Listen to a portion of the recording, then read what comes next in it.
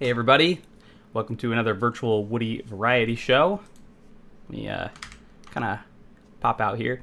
Um, Got another great show for you today. Hey Lo-Fi, good to see you. Good to see you. You made it. That's awesome. Yeah, we're streaming at reasonable hours for most folks. We're streaming at the most geographically like reasonable time, which probably means that it's not a great time to stream whatsoever. But it's all good, and man, got some. It'll be good anyway. You know what I mean? It's not really about the stream time. It's really about the quality of what we're about to do and what we're about to talk about, which I'm really excited about. I'm not gonna overvamp it on you guys this time. I think it's probably just like a good idea to just bring on the guest, right? Let's just do it. Let's just go for it. Let's drop on in. So yeah, this is the way. All right, guys. So today or tonight or however it is for you, I've got a very special guest for you. This gentleman is someone who has been doing a lot of creative work in a lot of different places. His output is truly astounding, like just working on some legitimately quite beautiful, interesting, cinematic, and creatively innovative projects. My guest tonight is Sam Goldwater, and he is a director. So, like typically on the show, I like to interview people who have some sort of stake in the 3D world, who are doing something new and exciting, or like an entertaining VTuber or something like that. So like, what's a director doing on here? As some of you guys know, I kind of trace my roots back into the film industry, and so it'll be, I'm really excited to talk to Sam because of our shared experiences there. But then also, Sam's been really digging into 3D, doing a lot of cool stuff in Blender and Unreal Engine, and we have some of his projects that we're going to get to watch, and I'm super excited about it. So I'll bring on the inimitable Sam Goldwater, and we're going to have a fantastic conversation about all of that. Oh, yikes. All right. Okay, we're fine. Everything's fine. Everything's fine. Okay. All right, Sam. I hope you're ready. I'm going to bring you on. Uh-oh, I think I can kind of hear myself a little bit. You might want to mute Twitch if you're All right. Sam, welcome to the show. How are you doing?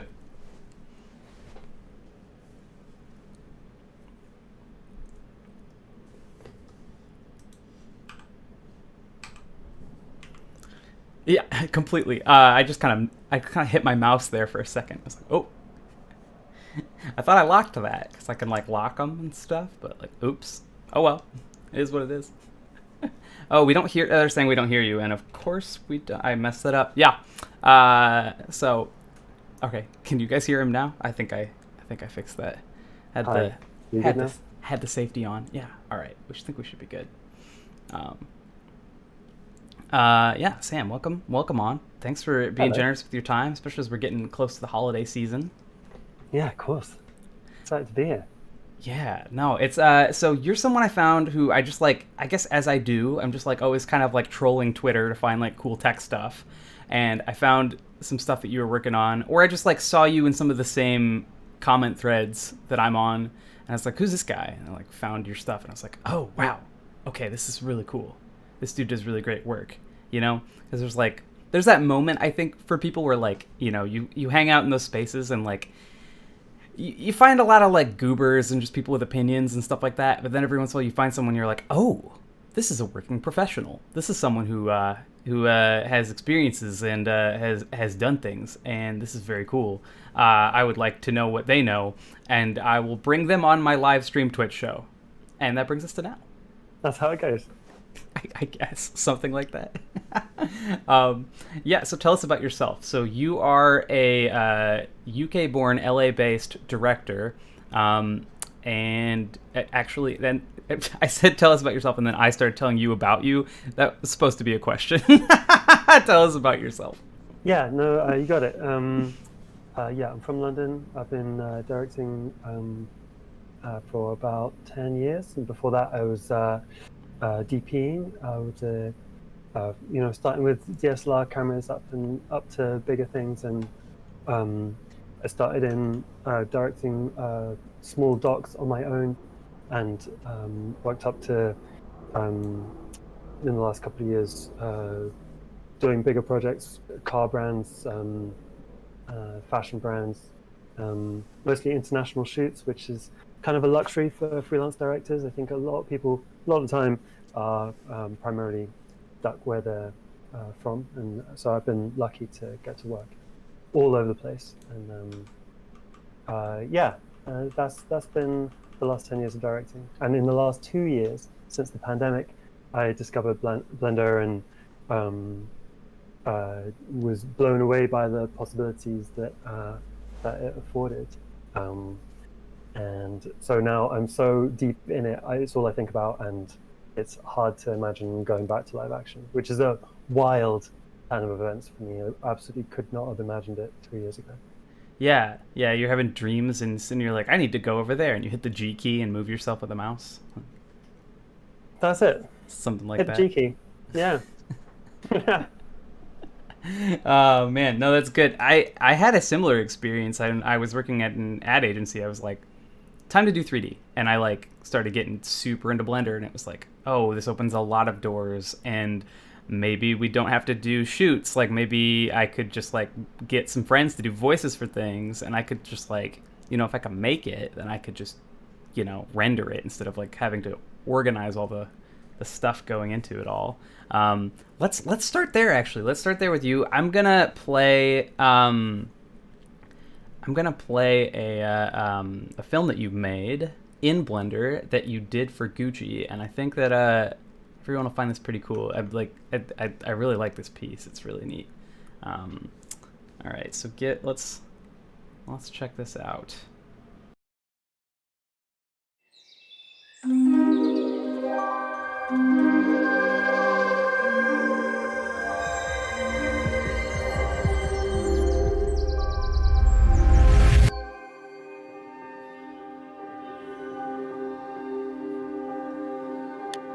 変に聞こえるかもしれないけど、昨日夢に君が出てきたんだ。ち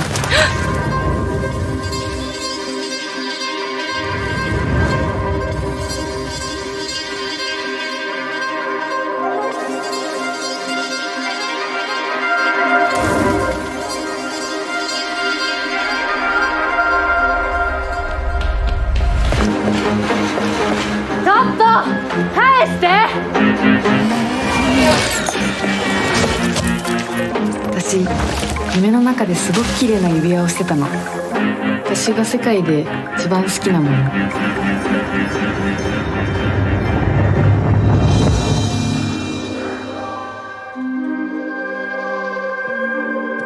でも、やっと追いついた時、気がついたの。君に持っていてほしかったんだって。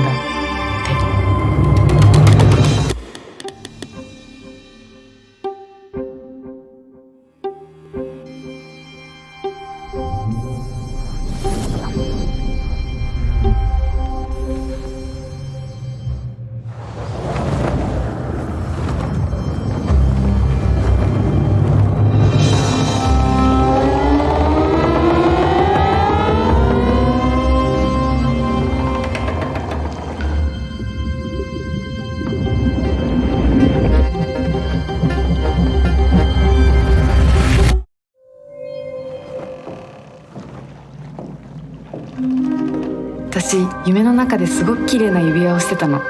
私が世界で一番好きなもの。でも、やっと追いついた時、気がついたの。君に持っていてほしかったんだって。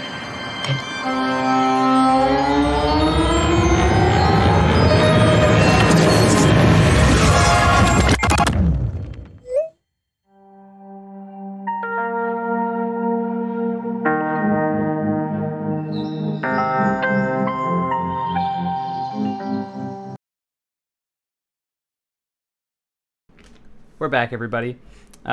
So Sam, that was beautiful. That is sincerely good. And that was your first Blender project, is that right? Yeah, yeah. It was the first Blender project. It was like I don't quite know how it ended up that way. Like, actually, the scope of it was much smaller at the outset. I was thinking of something collagey and um, strange and really quite lo-fi. And actually, the ambitions of it just kind of kept rising. And like I feel like I'm not that long into 3D, but I feel like that is an unusual state of affairs for any project, especially 3D. Like you're always reducing the scope. You like never go the other way, but somehow, I mean, learning Blender was a thrill, and it was so like so many ways in which it's like it was surprisingly easy to get going with, and it just yeah, I don't know. Like the fact was that there was the option to do this project in live action, as I'd done everything I'd ever done, but it was in the middle of the pandemic. It was going to be a shoot in Japan. It was going to be a single day, as often like mid to larger commercials are, and it was going to be a shoot where I'd have to direct remotely because I couldn't Right. wasn't allowed to get into Japan. So Because of COVID. because of COVID. So Yeah. I was going to have to be represented by a iPad on a stand on the set, and In a I'd done foreign that country. in a foreign country, with a language barrier, and I'd done that a couple of times by this point during the pandemic, and hadn't enjoyed it. Despite everyone's best intentions and patience, which it takes a lot of, it's not easy to run a set that way, and a lot goes missing. And so, because this was a commercial for Gucci, and I wanted it to be as good as I could possibly make it, I sort of thought, actually, rather than try and wrangle that, it'd be easier to learn enough 3D to control it all from my, That desktop. okay, And sorry. That's the most mind-bogglingly gutsy thing I have heard in a long time. You're like, oh, you know what? Easier than getting on Zoom. I'm just gonna learn 3D and make a spot like for the first time. And I gotta say, paid off massively. Looks fantastic. But that was an interesting conclusion to draw. I don't know if I would have made the same choice, but that's very gosh, this is not one of those pro interview pro interviewer words, but that's ballsy, dude. but it was like, that's what I mean. Like, it's I didn't anticipate it looking like that when we first thought, like, okay, we could just Right. build it. Like, really, like, I have edited many of my own projects, and so I felt comfortable like doing like posty stuff, and I thought we could like smash some things together in like After Effects and do something like super weird and like really like something collagey. And then it just sort of became like, oh, let's look at Blender, and like, oh, we'll rotoscope the whole thing, shoot it on a green screen, which we did in Japan. So in that sense, I did direct it remotely, but it was much a super controlled environment, and and then build the environment around it. How did that conversation go? Because I think not everybody necessarily knows this, but like whenever you do a creative endeavor, especially one for a fashion brand, you're gonna have stakeholders. Like you're gonna have groups of people that have a lot to gain or lose from what you're doing.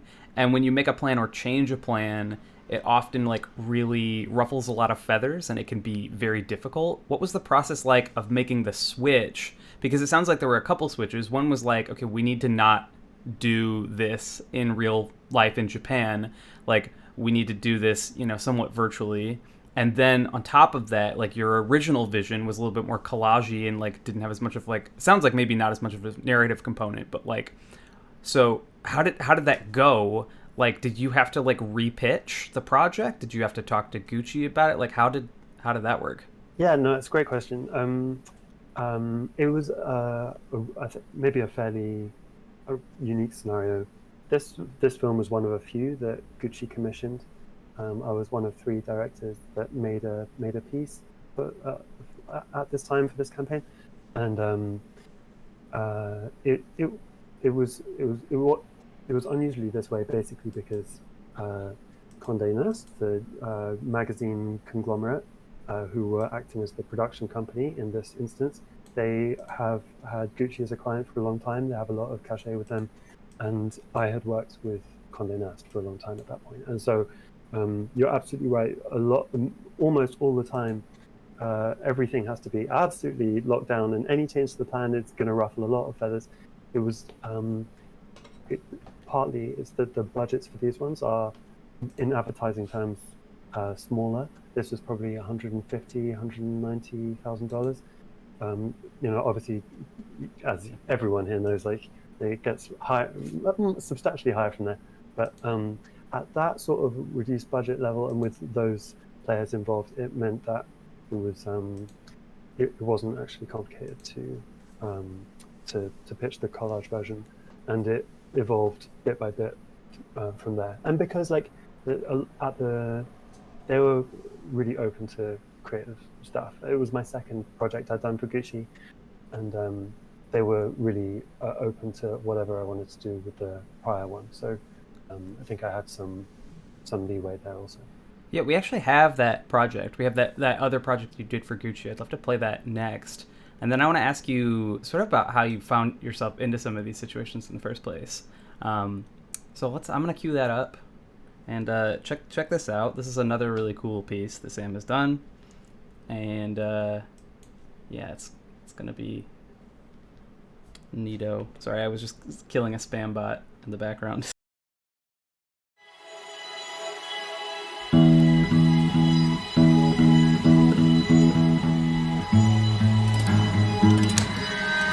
Time runs differently in this place. At night, the moon upstages the sun.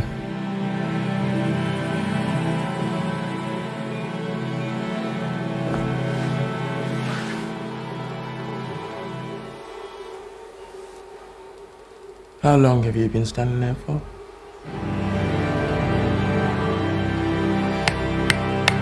We wanted to be somewhere. Just not with humans, I think.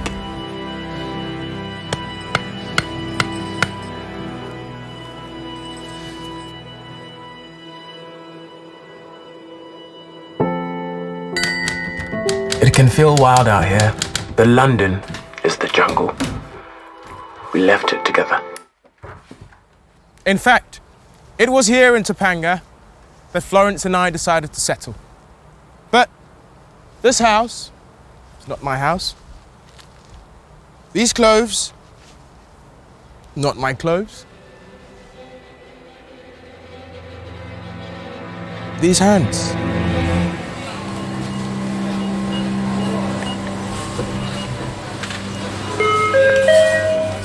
Benjamin and Florence, it's so great to have you on the show. Do you think in a relationship one is always chasing the other? Somehow?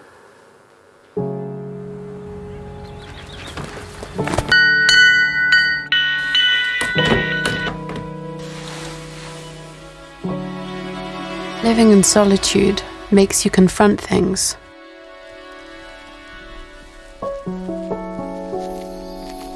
Some things you could otherwise forget, and some you can't.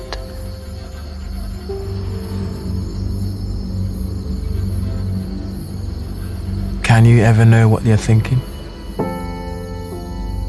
I mean, what they're really thinking? We're too close. I can't focus. No man can be an island in the end. What's an island without a friend?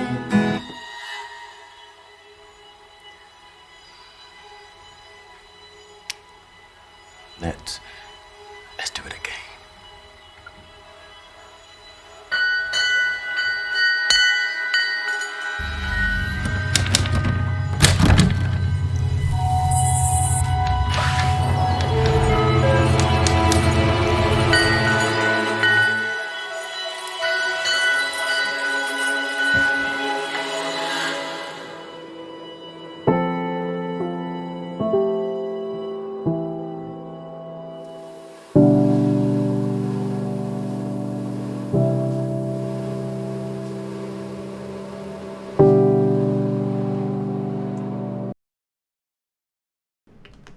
Okay, another really cool piece, man. That's freaking awesome. Like, it's gorgeous. Oh my gosh. We were quipping before we got live about how the actor in that piece is actually he was actually in Dune and is like a musical artist and stuff, and it was like something I noticed. It was like, oh man, like, oh, that guy's it. That's a cool guy. And then I resolved not to talk about it too much on stream, but there I went. Sam, this is super cool stuff. Like, you're directing stuff at a really high level. You've got like an aesthetic mastery over what you're doing. Like, when we're looking at a video like that, it's like I'm seeing, a lot of layers stuff. I'm seeing like sort of interesting narrative choices. I'm seeing like obviously really wonderful camera and lighting and stuff like that. So you're interfacing with a lot of different departments and trying to create these experiences. How did you get into these situations? So like you said, you started as a cinematographer. How did you sort of like, I guess, quote, break in, unquote, if that... Yeah. Well, like, I don't know. I've never felt like I never felt like I've broken in. It's probably funny. not the word I wanted. Like, it's no, I mean, I think it's the right terminology, but it's funny, like how one can feel like actually, on the outside of it. I think I was DPing shorts and short docs, and I was getting frustrated with the work I was doing with some of the directors I was working with, and I thought I could do something of my own. And in the newspaper, I saw a story about kids growing up in a slum in central Accra, the capital of Ghana. They were working on, these kids were growing up in the scrap trade. They were like bringing in rubbish, like old recycled electronics actually, and processing them, which means tearing them apart. Getting the copper out. Yeah, getting the copper out, like burning Yeah. the plastic off the wires to get the copper, like this incredibly toxic, chemically toxic environment. And it just, the scene of it looks so striking. I thought it would be good to go and do something there. And I did that, and off the back of that, Vice called, and I spent the next 5 years primarily shooting, directing branded work for Vice. Wow, that's cool. That's awesome. Oh my goodness. Yeah, and like just kind of on a lark of like, oh, I thought this would be a kind of a cool story. Let me just kind of hop on over here and just like, see if I could direct this thing, and then like, boom, like there's Vice and branded work like around the corner. Like that's very fortunate. Well, like you and everyone watching, I'm sure will have found the same, that if you like put yourself out there, like do something that's hard, Mm-hmm. then normally that you get something comes back for it, and if you don't, then very little happens. That's my experience. So yes, yeah. My feeling was that I made the Ghana film, and that took some. It was scary to embark on it, but yeah, something came back from that. Yeah, there's a quote I really love, which is like, the harder I work, the luckier I get. It's like, whatever happens in our lives is always sort of like a complex constellation of things going right or wrong, but it is really cool to me though that like you took a chance and ended up paying off big. Like that just in storytelling, like that feels like a good move. So you mentioned being a DP. For those who don't know, that's a director of photography, aka a cinematographer. So Sam, when you were first doing this stuff, you were shooting, like you were doing camera and lighting. Do you still touch that stuff now, or do you end up kind of finding people you really like? How does that end up working out? For the live action stuff, like I still love it. So it's basically depending on the scope of the project. So for the car commercials I've been doing the last couple of years. I did the first ones before I really knew what I was doing. I did the first couple I shot, and I did the camera and lighting for those ones. But it became apparent with the crew size, which is bigger than I'd had access to before, and the growing kind of pressures and things to consider with that. I realized actually it was the right time to work with someone else to be the camera person. And I worked with a couple of people over the since, and it's a crucial relationship on the set. It's not the only one, but it's super important. Yeah, I think it's really cool both that you're able to, like a lot of people have trouble sort of like handing off some of that stuff. You do have sometimes like famous examples of people kind of like doing more. Like I think like Steven Soderbergh's like an interesting example of someone who can just like kind of do all of it and like will like DP and direct and edit his movies, and it's like that's kind of insane. He did like a bunch of the Ocean's movies, Magic Mike. Recently Paul Thomas Anderson, like he just shoots his own movies now, which is crazy to me. Because but and not crazy to me at the same time. But when you have all of those skills, and you mentioned editing as well, and like you can kind of end up combining all of those things into like a really neat mixture, and that's what I feel like you're doing now with Unreal Engine and with Blender, because like if you kind of only know how to do one thing for a long time, eventually you get to that point where you're like, oh, okay, well, I might like to do an animation, but I only know how to direct the voiceover, or I only know how to do the lighting, and I don't understand how to do a story, or like, or don't know how to like create a look. And it seems like you have like done all these different things, and you're starting to really combine them all, which I think is really cool, and is like something I'm trying super hard to be able to do as well. That was just a big long compliment, just like a big old freight train run on of a compliment.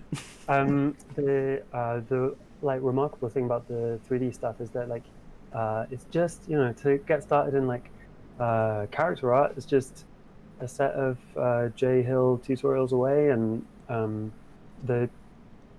it's so it's, the accessibility of it is just insane. Like it's what makes me so excited about it, that to do the equivalent in live action, of the Gucci one, for example, that's like 7 or 8 locations, like a busy street scene, like a mountain top, stuff that's going to cost. Even if you do something on a small crew, doing the mountaintop, then you need the helicopter or several trucks. You need the local crew in Tibet, and you need the portaloos for 20 crew. Very, very even on a small scale, very soon the logistics of functioning on physical sets becomes so enormous, and it's like the adventures of it are a joy, but it's different, and the opportunity for creative decision making are, in my limited experience, much narrower than they are when you're looking into the Blender viewport. How long do you want the grass? What is the elevation of this hill? What's the color of the sky going to be? How exactly is the sun going to glance off the wheat?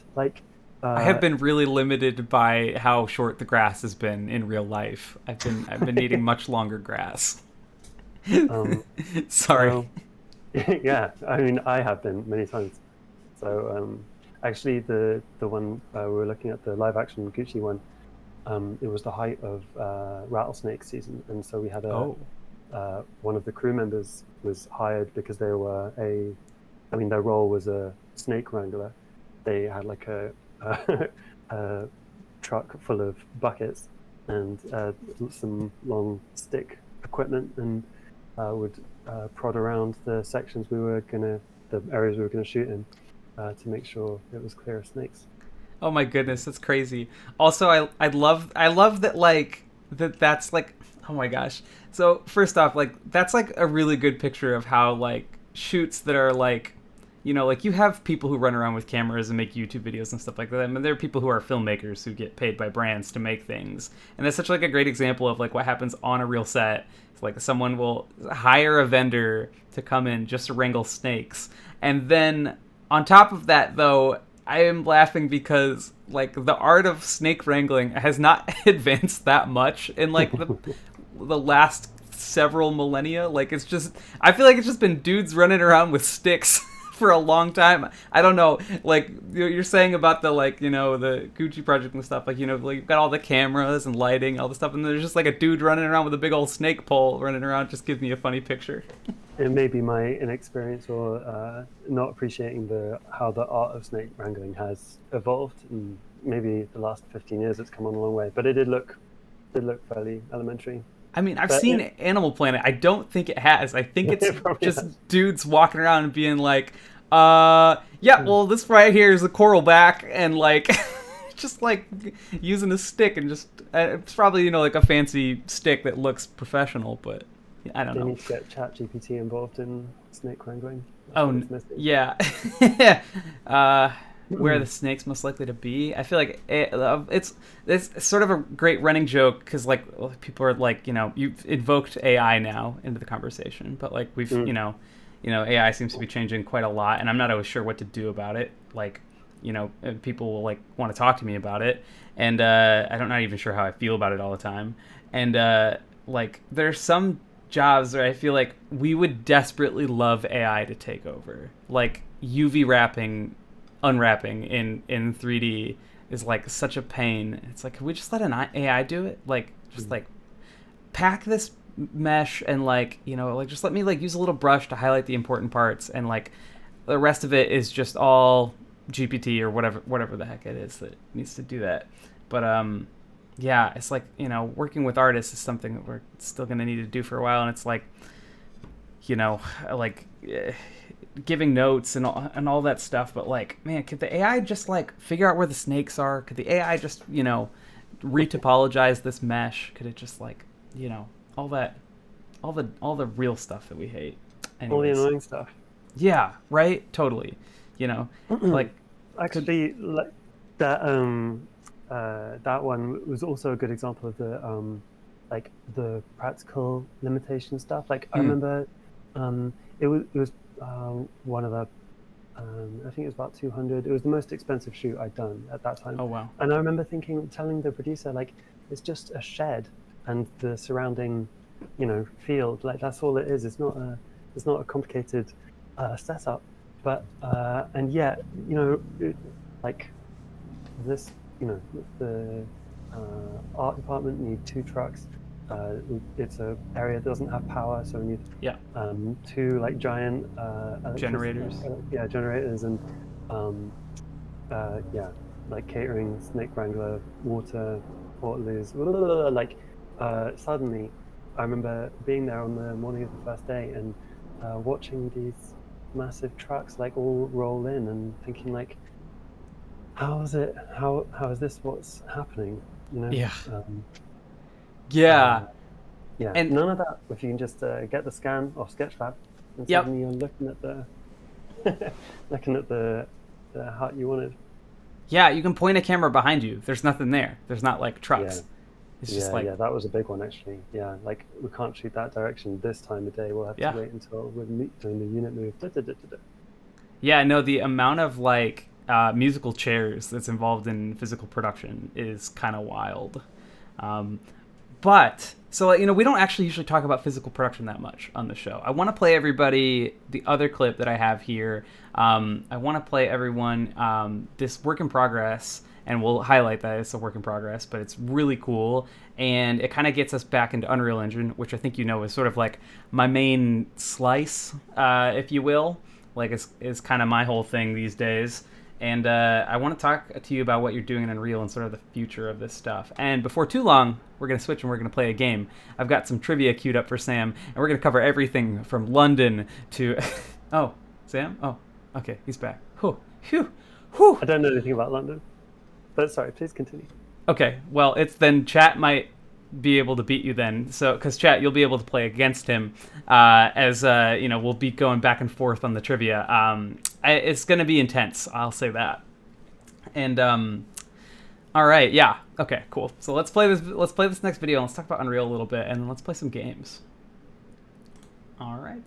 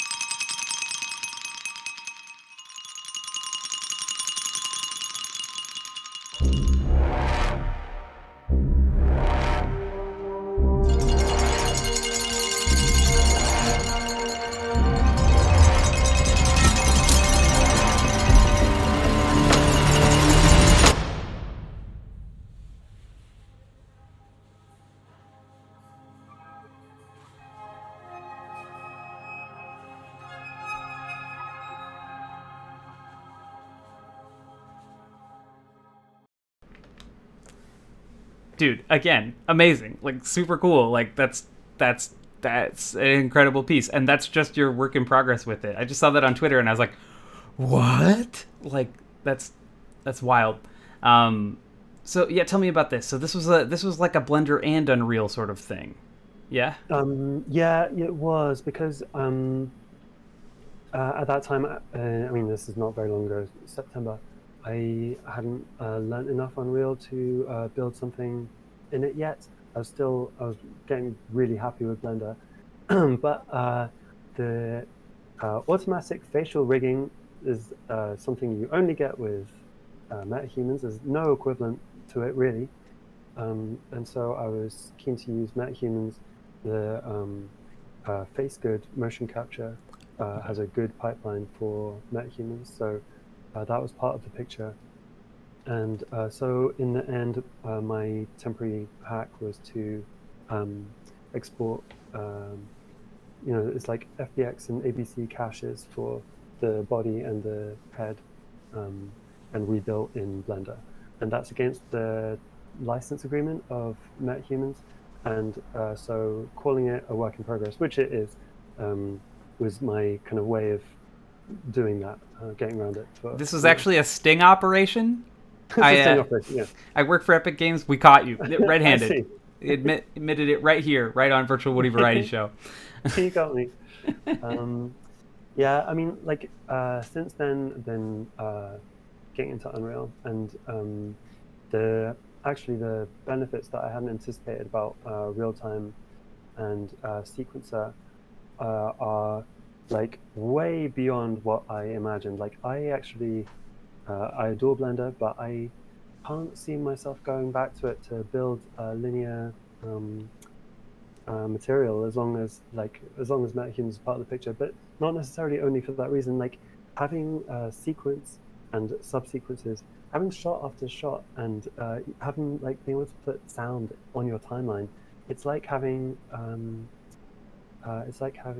edit, like a Premiere edit sequence, except you can reach in and change every piece of it. Like in Blender, every shot is its own file, and you export frame sequences from that and put them together somewhere else, Resolve or Premiere. But this way you get to see everything in context. You have the timing is all there for you.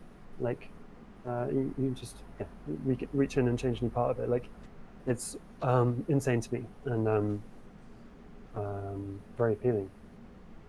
Yeah, and you're doing really cool stuff with it. So like if you if you're fascinated with this, go follow Sam Goldwater on Twitter, and on Mastodon too. And you can check out the work that he's continuing to put out there. And oh my gosh, dude, yeah, I'm excited to see what you do in Path Tracer, because like you'll be able to do your whole pipeline in Unreal if you want to. And my goodness, yeah. Yeah, there's a part of me that's like, ah, man, like I wish I hadn't like gone all cartoony and become like this crazy little cartoon man. Like I wish I had like kind of kept working on more cinematic stuff. It's so cool. But yeah, I I will. don't know. You are on the right track with this though, but also the level of detail thing for metahumans is a difficult question. Actually, I think like the thing that we just watched, the train piece, like it benefits from every shot cutting off pretty quick when you Oh yeah. happen to see someone's face, or it's like fading to black pretty quick. Like at that time, I was short on time and resources to get it really over the line at all, even to the place that it got to. But the facial animation is limited, and what I'm finding with, I mean, it's really obvious actually, but the level of detail in animation required, the lift of it required for photographic metahumans is a difficult bar, and there are many examples of it not being met. It's a really tough bar to hit. So like Yeah. strategic level of detail is what you are mastering here, and I think it's an important piece to consider. Like I think photographic metahumans not necessarily the right way to do a small crew 3D project. Yeah. No. Yeah. It is kind of tricky, right? I mean, because like I have seen a lot of bad metahumans projects, and I feel like for the most part, it's not ever really appropriate to like talk about it, because like it's like someone doing it in their spare time, and they're just they think it's cool and stuff, and it's like I've seen metahuman projects that are like really great, and I've seen metahuman projects that are like really not. And I felt like when the tech first came out, it was like, whoa, look at these guys, it's gonna change everything and stuff like that, and they legitimately were in like 20 don't meta shame me, you're all good, Mega. Sorry, I don't normally respond to comments while we do interviews too much or respond to chat, but that one got me. But yeah, no, I think it's interesting because like one of the things that is exciting about Unreal to me is that nobody's figured it all out yet. Like very few people, at least not as like in solo mode, I think.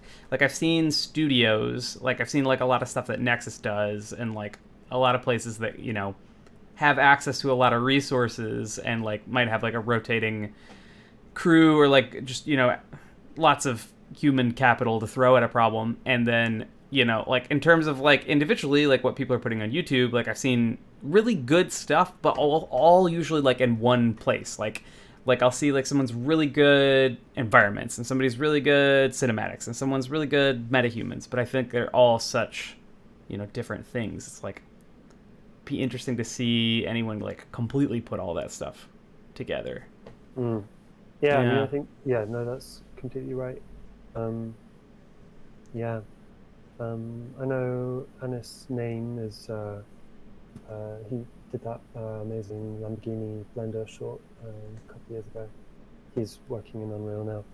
Saba, I forget his surname, but he did Irradiation, that gas masks one. Was the one where like someone's name was like Peter, but it's like the Russian version of Peter, and the come on, I'm trying to think. I think I know what you're talking about. There's like levitating rocks. Don't know. Okay. there's a few, but you're right. You're absolutely right. Typically the most successful stuff in Unreal so far has either been large teams, usually working at a substantially reduced level of detail, or they're like pitch projects, smaller things. Mm-hmm. So it's like it's like the whole the amazing resource that metahumans exists, and it has to be met by like incredible either motion capture or absolute top end pro Last of Us level hand facial animation. Yeah. It's not everyone can do that. Right. Yeah, I feel like it's one area where I feel like there's still like, if you want to be really good at something and build a career on like the exclusive nature of your talent, like getting into Unreal Engine stuff, and specifically like the cinematics and like paying attention to that level of detail, as you say, is like that's still an area where like there's a ton of room to be great. Like when you and I first started like working in film, like there was this whole boom of like commercially available cameras that looked good.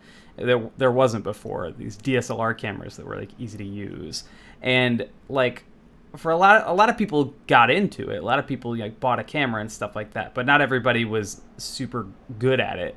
And for some people, like the level of quality in the camera kind of masked out how poorly they would have worked with like an even worse camera. But like, I don't know. I'm trying to. I don't want to sound gatekeepy. It's like one of my rules for the show is like don't be a gatekeeper. Like, you know, the door is open. I think that's my point here is like, you know, there's like a lot of, you can download these tools. Like you can just download these tools and try them out and like get going with them. And you can watch tutorials from all different walks and different places.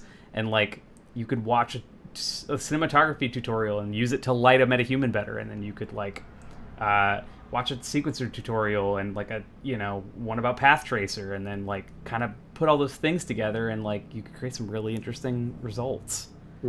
Yeah, it's yeah. Only I like to say it's only your like bloody mindedness that's not holding you back. That's like your, you know, energy to get anywhere in the stuff, and that's really all that is required, and your time, and that's I don't know, supremely exciting to me. Yeah, what advice would you give to people who are starting out either in directing or just trying to like build skills in the world of filmmaking, or I don't even know what to call it all anymore, like media creation? Like, you know what I mean? Like it feels like all the stuff we're doing is starting to really like sort of mess with the boundaries The of paradigm. Yeah, that's Yeah. so true. Like I remember I watched myself typing like working in linear media the other day, and I'm sure it's a term I only started using since thinking about Unreal stuff, because you know Unreal's so heavily like between, you know, primarily interactive and linear secondary. But my advice is to if I'd taken more risks, I'd be further along in my career than I am now. So the times I've taken risks are the times that I've been rewarded by it. The Ghana documentary, and then really exactly 10 years later, I got a Vimeo staff pick for the Ghana film, and then 10 years later I took another risk on the move to animation and got another staff pick, my only second one, my only next one for that. So taking risks is the way to get anywhere, is my feeling. I guess, yeah. I didn't even think about. I you know, in the process of research for this, I had definitely seen that you had won Vimeo staff picks, but I forgot like what a big deal they are. I don't know if they still are, but this for a while were like some circles I was in, like that was like a, you know, a significant achievement of like, oh man, like the Vimeo staff liked this. It was kind of like winning a film festival that was kind of going on all the time on the internet. Yeah, like definitely the numbers aren't what they were in like 2015, but but I think it's still a useful accolade, and like I think, you know, in the kind of internet era, I think it's still relevant. Yeah, no, it's cool. I just meant to I forgot like I'm just continually inspired at the level of prestige at which you're doing what you're doing is really cool. Taking more risks. I think that we should all kind of take a note on that one. I know I've been thinking about this too. Like I've been, you know, there was like, gosh, I'm like in the middle of like 3 different big risks that I'm taking right now on a lot of things, and it strikes true that I mean, like, you know, I had like previous I had forgotten until recently like how much having a demo reel can kind of just like boost things, like, you know, having a video where you're just like, here's what I do, like gets you indoors and stuff. And that's a different tangent for a different time. Maybe would you like to play an interactive game? Let's try. All right, cool. All right, so I know for a fact that I have some of my controls a little messed up today. I did fix some things, so like some of you've been hanging around for a while, been playing Trivia Flip. we got some fixes. So this should be really smooth. Wait, hold on. Whoa. Oh, no. I forgot I need to change OBS first here. There we go. Sam was commenting while we were watching the videos. He's like, it's so smooth. Like, oh, you're doing so great with the, like, lining things. It's so, like, you know, switching things. So efficient. It's like, dude, all my stuff is so, like, patched together with dreams. And my friend says that streams are just patched together with dreams and duct tape. And it's like, yes. Yes, they are. All right. Cool. So here we go. Let's get in game show mode here. All right, cool. Here's proper reveal now. We got the big red curtain. Yeah. Look at that. Yes. Yep. And I think, oh, there's nothing back there. Oops. Sorry, 1 second. Boop. There we go. Whoa, now there is. Yes, now there is. You didn't see anything. That was all right. Okay, we'll nail the landing next time for sure. And gosh, I still have other. Man, I thought I fixed everything with the game, and I still have like other people's names in the chat. I have like Griff's name and Hootie's name, and there is these things. If you've been around here before, they always they go pretty well, but most of these games are games I built in like a couple days before a stream because I just wanted to play a new game with people. This one though, functionally, I feel like we should be riding high here. So let's see how it goes. Let's It looks complicated. Yeah. So are you familiar with the American game Jeopardy? Oh God. Am I? I don't know. No, I'm not sure exactly how it works. Okay, good. For legal reasons, this is nothing like that game. Yes, I see. And for non-legal reasons, this is a little bit like that game. So, we're going to be playing Trivia Flip. And for those of you in the audience, this is how it goes. So, Sam is going to have the opportunity to answer a bunch of questions. But if he gets them wrong, you're going to have the opportunity to answer questions. If he gets one wrong, I will put in the chat that you have a certain amount of seconds to answer the question. And if chat gets it right, it'll automatically toggle in and like we'll see this fulfilled. And if nobody gets it right, then then nothing. Nothing happens. So yeah. So basically you'll start at the top of the board. You can start at any question for 200. As you work your way down each column, you can start to access questions for more value. So there's a little bit of strategy here. So certain topics you might feel more confident in. Apparently, as you've told me, London is not necessarily your thing, but there's other stuff in here too.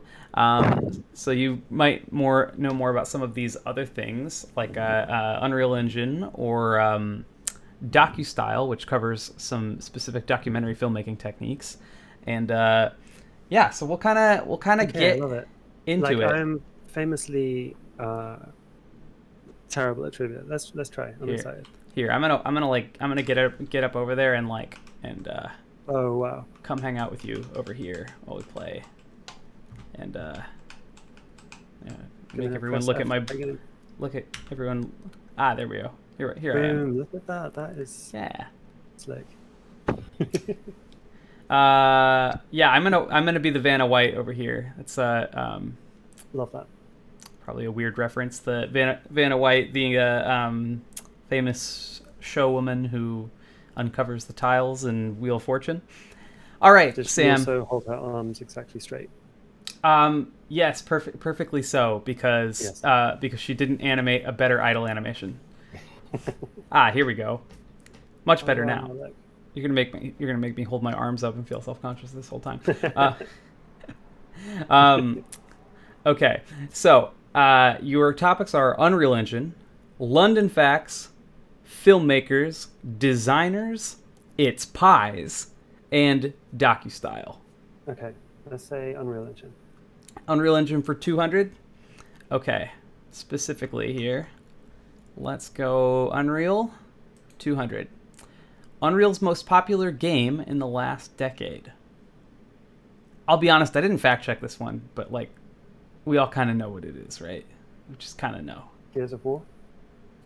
Ooh, that's not it. That's not correct. So we got to throw it to chat. Chat, this one's all you guys. Give it a go. Exclamation point TF space and then your answer. You got 20 seconds. Remember that we are a little bit ahead of you in terms of the TF fork. Oh, wow. Flop night. You guys.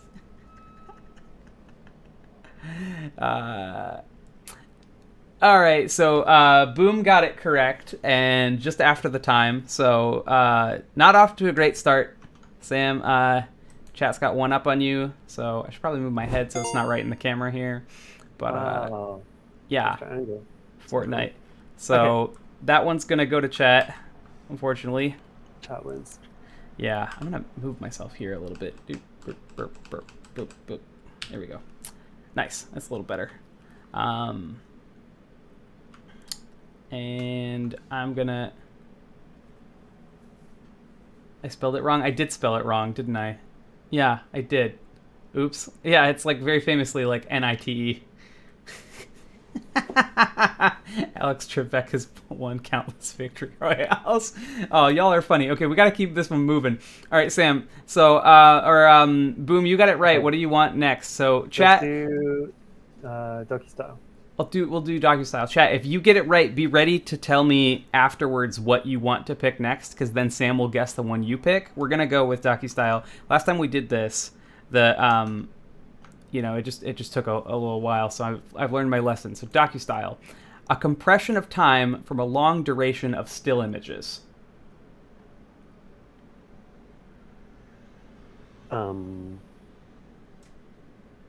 Like a fast cut sequence. Is that your answer? Yes. That is incorrect. That is incorrect. All right, chat.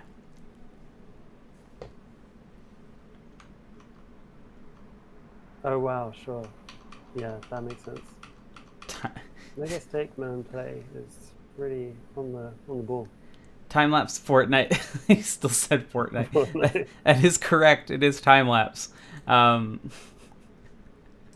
Okay, let's hold on one second, chat. I'm just realizing I'm not giving you guys enough time. I'm changing one thing behind the scenes here so that we can.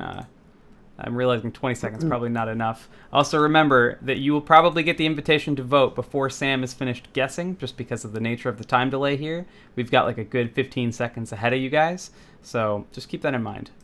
Just keep it in mind. All right, that. Hold on. I got a duck for it. All right, cool. That's more points to chat. And okay. Haven't shot a time lapse in some Filmmakers is what Mega chose. All right. Very good. Okay, so filmmakers for 200. His most famous films include Psycho, Rear Window, North by Northwest, and The Birds. Hitchcock. Let's see, Hitchcock. Still really in the way of this shot. I need that one. There you go. You're back on the board. Boom. I'm in this. I'm in the game. All right. Okay, you're next. What's the next one, Sam? Let's say London Facts. London Facts. He said explicitly he doesn't know much about London. Yeah, London is home to the tallest what in Europe? Spinny wheel situation. Sam, what selection would Oh you wow, like? what's next? Okay, what's designers? You can do any of like you can also go like London for 400 if you want. Oh sure, yeah. No, let's do Unreal for 400. All right, cool. This is the first year of free Unreal Engine development. This is the first year they offered developers the opportunity to start for free. Great year. I'm going to say 2018. 2018 is incorrect. Chat. You're up, chat. It's kind of a nice sequencing because like with the delay of Twitch, like they can kind of, they can see the question. Oh, wait a second. Hold on.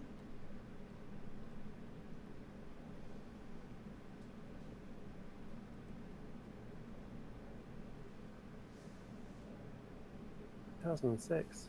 2006. No. No. That seems like way too early. 700 fortnights ago.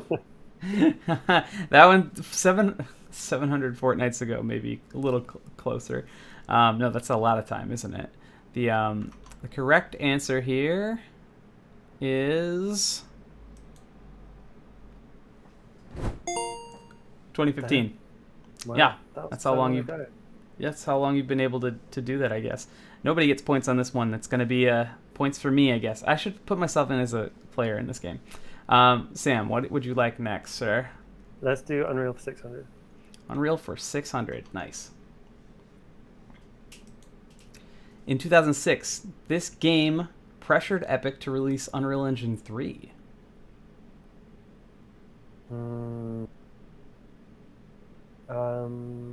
Like Unreal Tournament, the experiment one? Is that your answer? That's my answer, yeah. It's incorrect. I don't know that. I don't know what the answer is.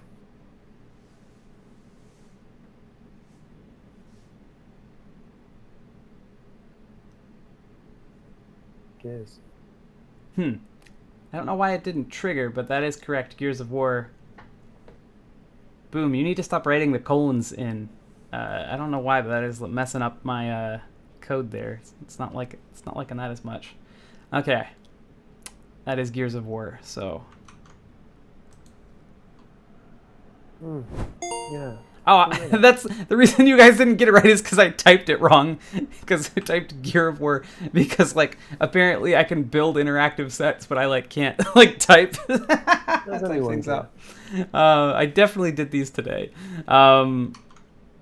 Sam, or I guess chat if anyone has it. Otherwise, I gotta give it to Sam. Y'all gotta be ready. All right, Sam. What do you want to do next? Oh, wait. Nope, we're doing pies. We got it from Cable Jack. All right, cool. This pie is enjoyed in American homes during Thanksgiving. Is that for chat or me? For you. You get to start all of them. I have learnt from my American experience the last 4 years that it's like oh shit, wait, what is it? It's like this. What kind of pie is it? It's pumpkin, right? Pumpkin pie. Let's see it. All right, that is points to you, sir. You're back up. It's your turn to choose. Okay, it's me. Let's stay on Unreal. Okay, Unreal for 800. He's trying to go big and get back on the board. Yeah. What year was the original game engine created? Oh man, 94. No, 96. No, wait, 96. All right, let's. Oh shoot, I didn't memorize that question very well. I guess it was 98. I thought you were correct. I thought it was 96. Well, that's all right. Nobody's getting that one. Sam, what do you want next? Let's say more Unreal. More Unreal. Okay, chat. He's gonna get a one up on you here. The CTO of Epic Games.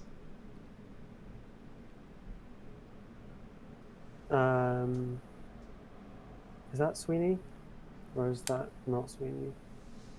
Is that your? Is you're answering a question with a question, my friend?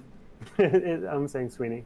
That might be wrong. That is incorrect. We have used this question before, so chat may have an advantage here.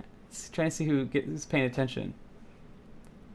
We were here before, Cable Jack. That is correct. I threw it back in to see who was. Apparently, we've got some folks in the chat who've been at all of these, who are remembering the nature of this. Still instantly forgot. Well, you guys have the time. You can. Is it someone are they famous? Are they on the scene? Because I don't know. I'm drawing a blank. No, it's not someone famous. It's See, everyone was there before, but they still didn't get it. Kim Libreri. Also, I think I spelled that wrong too. Oh my goodness. It's just it's absolutely my spelling today. I don't know what the deal is. Sam, what would you like next? London for 400. All right. Sherlock Holmes' home address. Oh, yikes. Hard pass. I'm afraid I don't know that one. All right. Chat, what is his home address? I'll tell you guys I'm looking for Fortnite Baker Street. I need a little bit more than Baker Street.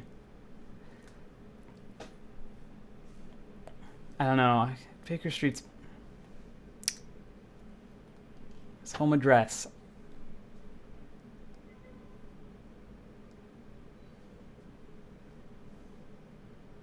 Oh, we got it. Retro styling. That is correct. I'll take retro styling. Baker Street 420. All right, that's gonna be 221B Baker Street. But I will give you guys. I'll give it to retro styling here. We'll do that. That can check. You can have that one. Chat is running away with this game. So far, there's still a lot on the board.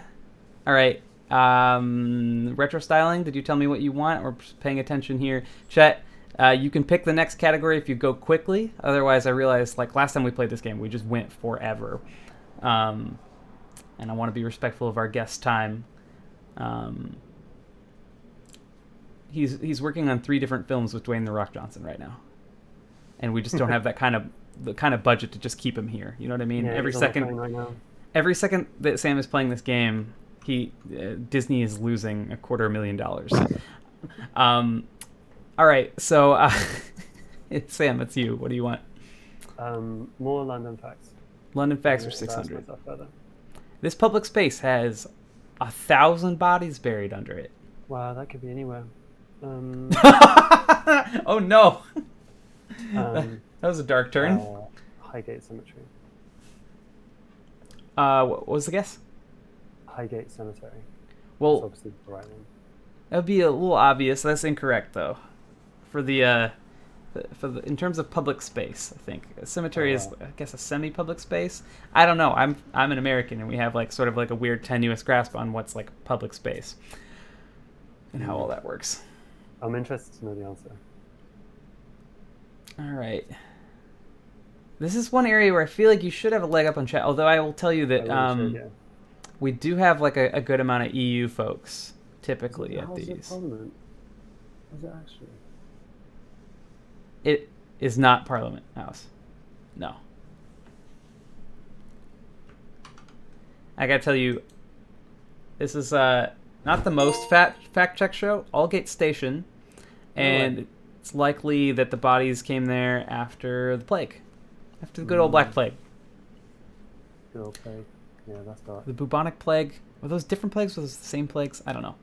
I think it's the same plague. Okay. Let's all right. see more London. All right, London for 800. I like your strategies here. Charles II's ordered for 6 of these to be placed in the Tower of London to protect it. Ordered 6 of these to protect what, the tower? Oh, I don't know. Crows. Crows is incorrect. Should have been crows. It's pretty close. Oh, that's probably too much hint for chat. Oh shit.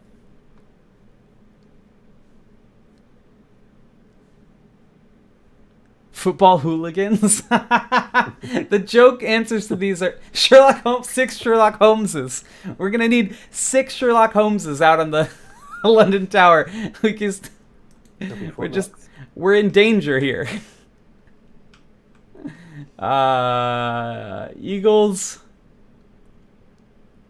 I don't know. Captain Steelpants. I'm sorry you got that error notification. Ravens is correct, Retro, but you are just a second too late. Sorry. Yeah, it is. Let me duck out of the way here. Ravens. Good answer. I need to get shorter. Actually, in real life, that's not. I hope I don't actually want to get shorter. Careful what you wish Yeah, exactly. for. Doco Sam? style. Docu-style. All right, great. This is the name for the second roll of associated footage used on top of an interview. B-roll. B-roll. That's correct. 800 points. Sam? Let's stay on doco. Maybe I'm onto a winner. Okay. The French word for truth is used to describe this fly-on-the-wall technique. Verite. Which is short for barrel roll. It's really... Verite short for barrel roll? Oh, you're tied. You're back on. Boom. Let's stay on this. What's next? All right. This technique was done famously in Errol Morris's The Thin Blue Line. The Thin Blue Line? Man. I can't remember the name for it, but it's like shooting through a piece of glass so that it looks like it's like into a mirror, so that it looks like the subject is looking into the lens. I know what you're talking about. That's not what. Oh, that's like another good. It's actually not the answer. Oh, So wow. I don't think that's what the. That's not what The Thin Blue Line is famous Reconstruction? for. Like I'm sure he did that. The Reconstruction? You already had your guess, sir. Oh, sorry.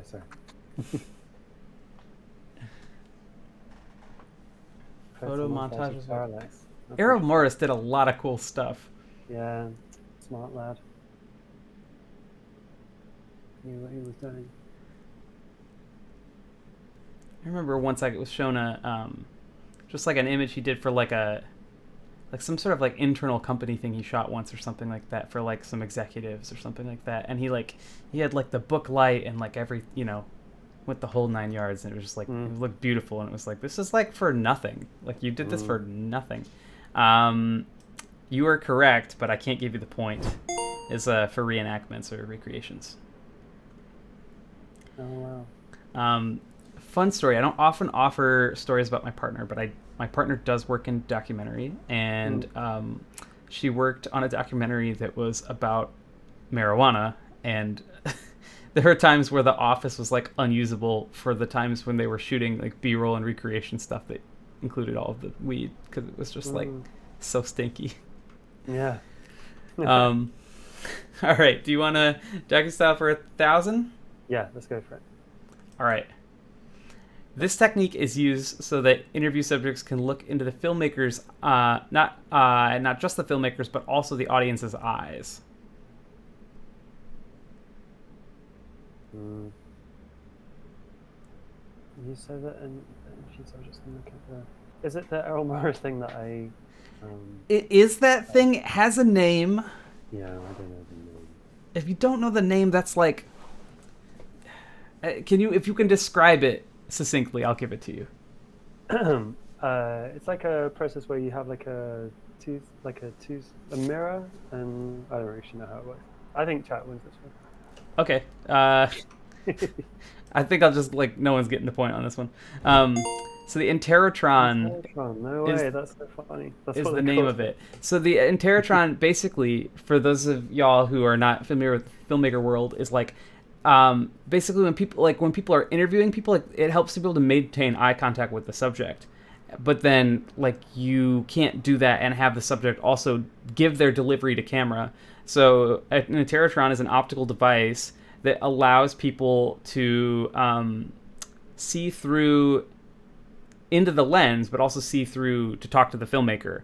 I remember when I did my first job, I built a jank one, using an iPad and a teleprompter, and on a Skype call with another iPad or something. It was just very goofy, but it looked really cool at the end, because it always is cool to see that the Interrotron was first made for Fortnite. All right, Sam, what are we doing next? Let's say London Facts. London Facts for 1,000. Here we go. Its predecessor to the London Eye was built for the Empire of India exhibition in 1895. Also not how you spell exhibition. Is it? In a world of AI technology, there's really no excuse for my spelling. Its predecessor. Right. So it's a different wheel. Was it like in Brighton or something? No, I don't know. It just has a name. Mm-mm. Nothing? All right, chat.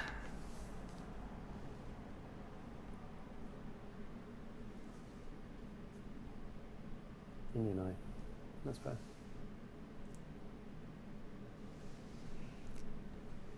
I will say that it is. I'll say this. It's like. It's pretty disappointingly basic.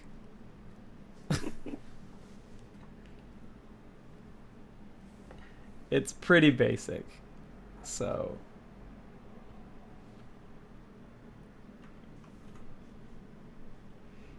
It's just wheel. It's not just wheel. It's not. It's the Great Wheel. I've never heard of the Great Wheel. Are So- we drawing right now? Whoa, it's all to play for. What happens if we do its pies for 1,000? Can we do that? You have to start with its pies at 400. You can't. You have to move your way down vertically. Very good. Let's do its pies for 400. For which one? Its pies for 400. For 400, it's pies. This famous American dessert pie was actually made over 630 years ago in England. Oh wow. I mean, I think Cable Jack's gonna win this. I don't know what this pie is. Okay. Chat.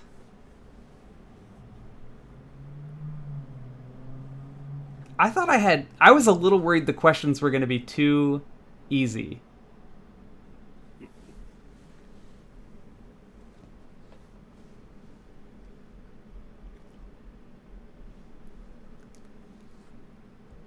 That is correct, Cable Jack. That is. Whoa. It is apple pie. Wow. I told you I'm not very good at this.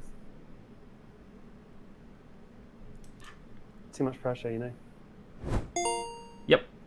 It's apple. No, you're all good. It's designed to stretch everybody here. And you cleared through those documentary questions too. So, Cable Jack, if you have another question, maybe I should just default to doing the next one in sequence if chat doesn't get back to me fast enough with the next one, because you got to keep it moving. You got to keep it moving. All right. Designers. Cable Jack wants designers. All right, Sam, so you'll have to answer this.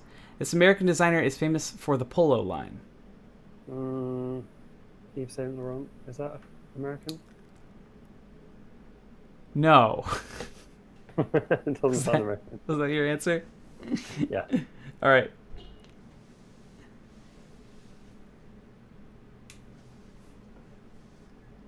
Marco Polo. Hey, welcome, Senior Basil. You are correct. That is Ralph Lauren. That is correct. I really should have triggered. I'm surprised that it didn't. TF John Polo. Oh, you guys are killing me today. Oh my gosh. That is correct.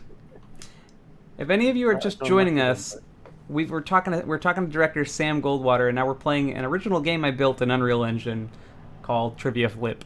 So, yeah. How difficult was it to build the game? It looks like it took some doing. I think it was 3 days, this one. It runs pretty well. Graciously, yeah. It runs graciously well. The first couple times we did it was pretty rough, and I still keep forgetting to like put the guest's name in the bottom and stuff like that. But it's Details. not for lack of work, more for lack of organization, not for lack of function, I guess. Yeah. So there's chat. Got that one. All right. So Senior Basil, you got it right. Next time you can name the next question if you want to pick the category. We're gonna go designers again. Sam, you're up. This former art gallery owner was born in Normandy, France in 1905. Lol. For having worked a lot in fashion, I know very little about it. I'm afraid I've got no idea. All right. I'm hoping I can remember what this one was.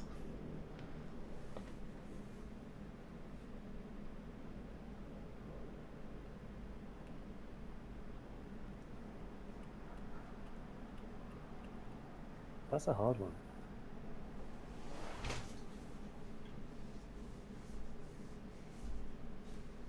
Yeah, maybe that one should have been lower. Napoleon. Napoleon. Oh, good job. Famous fashion designer Napoleon Bonaparte. And the answer Great pants is he has. Christian Dior. Hmm. I should have maybe asked before we did this if you knew stuff about fashion or if you just work for fashion brands. Most people would do. It's just, somehow managed to get away without paying attention. That's good. Sam, it's your choice. Let's see filmmakers. Filmmakers for 400. All right, here we go. This famous director set a record for deep diving via subcraft into the Marianas Trench. James Cameron. Yeah, we got James Cameron. That's All right. we're- You're beating we're chat back now. in Level. Oh wow. Oh, amazing. All right. What's the next one, filmmakers? All right, filmmakers. This famous director does not use a cell phone or email. Terrence Malick. Oop. Well, I mean, he might not, but that's not the answer. I mean, Mm. that wouldn't surprise me. There's probably a couple of good answers. No, I imagined that. I don't know. I feel like if you're that famous, you can get away with it. You probably have a team of qualified people who can just be a cell phone for you. And you Yeah, can just yell 100%. cell phone, and then someone named Steve shows up and is like, yeah, what can I do for you, sir? Mm. This question is Yeah. flawed. Yeah, it's a little flawed. I'm wondering who you've got then. Every boomer director. That's fair. Sure. Like, this director is at an age where, like, Hitchcock didn't use a cell phone. Good points all. This is one that would actually be surprising. There's a certain amount of irony. It's Christopher Nolan. Oh, of course it is. He is famous enough. All right, Sam, what do you want to do next? More filmmakers. Let's go. Filmmakers. All right. The elusive filmmaker was once a philosophy professor at MIT. Damn.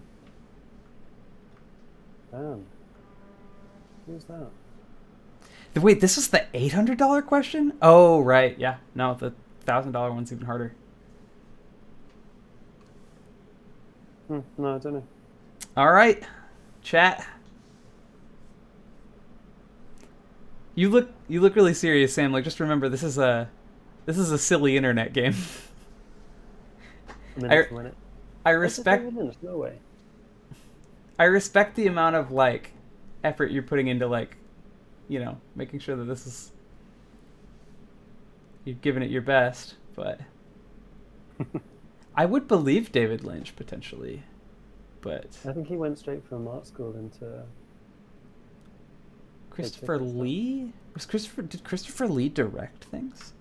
I know the answer to this one was Terrence Malick. Huh. What's next? Same again. This World War II era director accidentally ended up covering the Battle of Midway while stationed there to direct a documentary.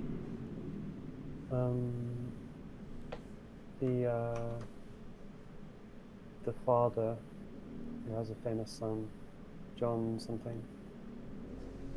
Houston. John Huston? Yeah. That is incorrect. No.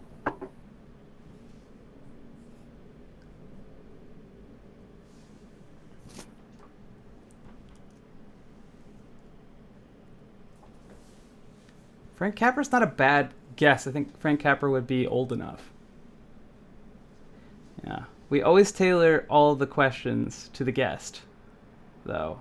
So I can see, though, how this would be easy to take too seriously. Because, like, if I showed up and someone was, like, had, like, a thing about... Oh, Cable Jack, you're correct, but it's just close. Too close. You're correct, but, oops. That's so interesting. But, yeah. Just a little too late. All right. Yeah, no, we don't have that. We got 6 left on the board. Designers or pies? Designers, let's go. All right, designers. This fashion house's original designer's first name is the same as his last name with an O on the end. Pass. This one, when I found out this one, I actually laughed. Like this one actually cracked me up.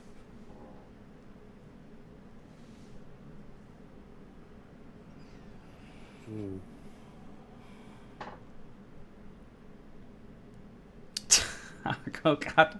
No, you've inversed it. Fortnite. The famous fashion designer Fortnito. Great brand.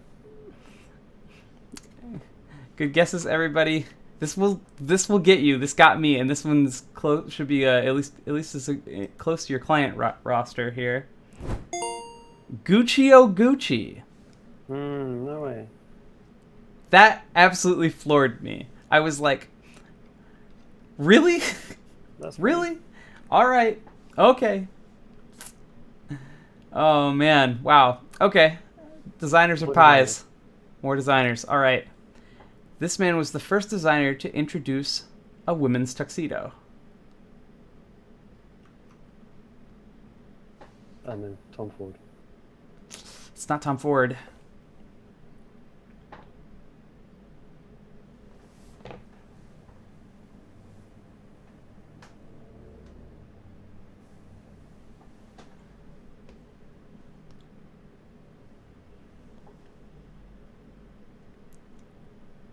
Mugatu. The fictional designer from I don't know why it's like it's doing some weird stuff today, but it's working better than all the other times, I think. So, the Mafia? Okay. This is the answer is Yves Saint Laurent. Designers or pies? Designers. Remember, you're still in the lead here. This Whoa. fashion designer created a wedding dress for his mother at age 5. Wow. Yves Saint Laurent is so hot right now. Yves Saint Laurent's been so hot since forever, but no, I don't know. okay. Chat. Go wild, chat. I think I lost. It's a good guess. We're starting to get some actual designers in here, so that's good. Not Fortnito.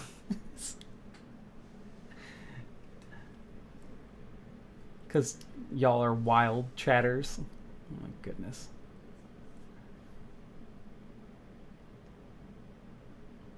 What's wrong with Fortnito? Great designer. Well, it's actually spelled with a GH in the middle. It's always fun to do these because it's always something new. The answer is Marc Jacobs. No way. Yep. That leaves us with pies. Everything else came through already. So we're going to go with pies for 600.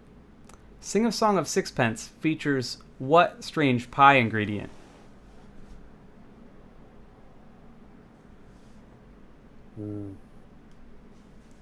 Has it got birds in it?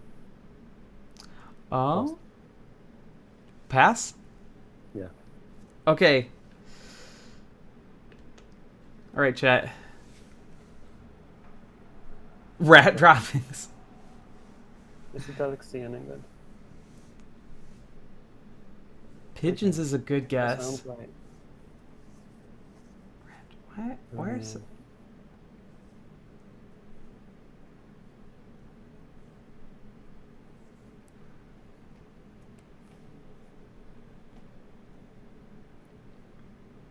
Potatoes, no. And I don't know why you guys are getting error messages. Sorry about that. You fix one bug, another one pops up.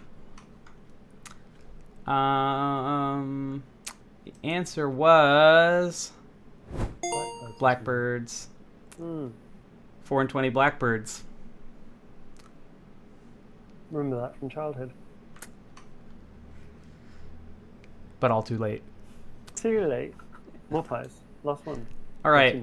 This pie is named after a game, but its name is likely a mishearing of an American Southern accent. Oh my god. From the American South is what you need to say when you're trying to not say South American. So it's not South American, but from the United States American South. Pass. All right. Chat, go nuts.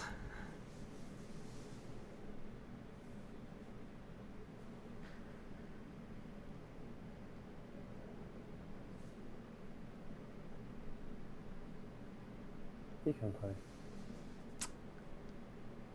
Chicken pot pie. Man, this is great. We used to do this bit for this. Like, it ran for like 3 or 4 of these when we played this game, because there's 3 different games we can play on this show. So far, 3 different games. And I'll show you the other some other time. But usually we had a segment here called It's Soups. All right, nobody got it. So this is something I know from just like the slice of America I grew up in, chess pie. It was either chest pie, for like pie you made with whatever you had in the chest or the cupboard, or it was just pie, meaning a non-specific type of pie. Chest pie is indeed real, Mega, I assure you. All right, this is our last one. You still got the lead, Sam. Whoa, can't believe it. Well, named for a city known for ejecting tea into its harbor, this pie is filled with a thicker substance. This pie is like what? Boston pie? Is that a thing? I've never heard of it. Pass. All right, I'm gonna give chat opportunity, and if they lose, I will give it to you. Cream pie. Oh, that actually, Boston cream pie is correct. Whoa! Clinched it in the last. They moment. clinched it in the last second. Like you know, Argentina. yeah, I didn't watch it. Did you watch it? Oh my god! It was like, I don't care about sports, but it was so exciting. It's worth going back to watch. Actually, it's really, really fun time. Boston cream pie. Yeah, I mean, it's one of those things I just never grew up with, because because this is the world I live in. Virtual world specifically. Not really, but anyways, here we go. I'm just gonna end the show over here. Pop over a camera, and yeah, well, cool. Sam, thank you so much for coming out. This is so fun. Really good time. That was a pleasure. And yeah, so Thanks this is for hanging out with you all. Yeah, thanks for bringing in. I mean, not really bringing in the new year, but this is definitely the last virtual variety show we're doing for 2022. So it's been really great to have you. Oh my goodness, this is like 18 or 19. Like, this is like, we did a lot of these this year. Yeah, thanks for sharing your work with us. Thanks for hanging out. Thanks for just being a quality guy. We appreciate you. And is there anything you want to plug before we go? Anywhere you want people to find you, connect with you, see your work, anything like that? Oh no, just like I'm on just about on Twitter still, mostly on Mastodon. Hoping everyone else joins us on Mastodon. That's it. It was really fun to be here. I enjoyed it a lot. All right. I posted your Twitter in the chat a while back. Let me do it again.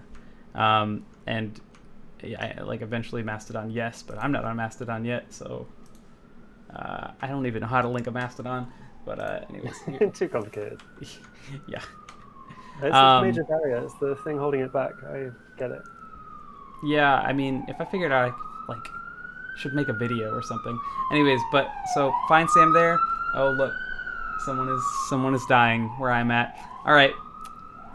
Thanks everybody. This is a great one. Enjoy your holidays. I want to stream again, probably just doing some work or something before it's all over, but for 2022. But if not, if that doesn't happen, thanks everybody for coming out. This has been a fantastic year. This has been amazing. We've been having wonderful guests like Sam on. We've been just we've been making cool projects in Unreal together. We've even played some little video games. It's been really great. There's a couple things I want to tell you guys before we go, just on my end for pitching stuff, is like D&D is coming back in a force next year. I've been talking to a bunch of other VTubers to do D&D on stream for our integrated D&D games. We're going to play a bunch of those. We're going to have a bunch of guest DMs. We're going to bring in really cool stories. That's going to be great. We're going to be doing more of this show. We're going to be doing a lot more of that. And of course, like a lot of the stuff that you're used to seeing me do already, but also probably a lot more shorts and TikToks.